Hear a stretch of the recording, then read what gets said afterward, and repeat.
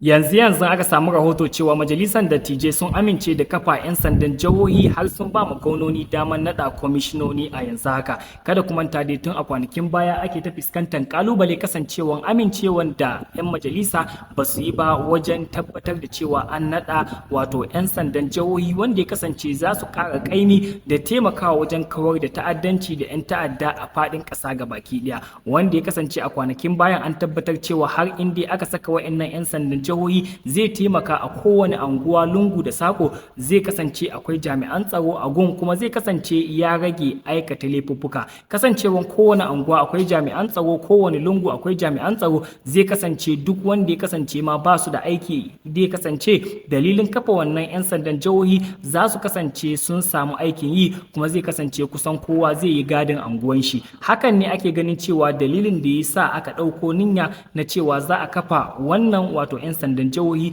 wanda ya kasance za a taimaka wa matasa domin su samu aikin yi da kuma ƙara ƙaimi da tabbatar da wato tsaro a dukkan lunguna da sakuna na faɗin jihohi da ma ƙasa gabaki ɗaya. Duk da kasancewa wasu suna ganin cewa har inda aka kafa wayannan 'yan sandan jihohi zai kasance an samu abin da ake so, kasancewan laifuffuka zai ragu, zai yi ƙasa zaman banza ma za a kusan kawar da shi. Amma wasu suna ganin cewa duk da haka akwai matsaltsalu sosai da zai faru har inda an kafa wannan wato 'yan sandan jihohi, ganin cewa da fuskanci kalubale sosai, kowane anguwa akwai jami'an tsaro, duk da haka ba zai hana aikata wasu laifuffuka ba. Shin kuna ganin cewa har inda aka kafa wayannan 'yan sandan jihohi shin zai kawar da ta'addanci da 'yan ta'adda da rage laifuffuka da ake aikatawa, ko kuma kuna ganin cewa zai iya haifar da wani matsala? Menene ra'ayinku?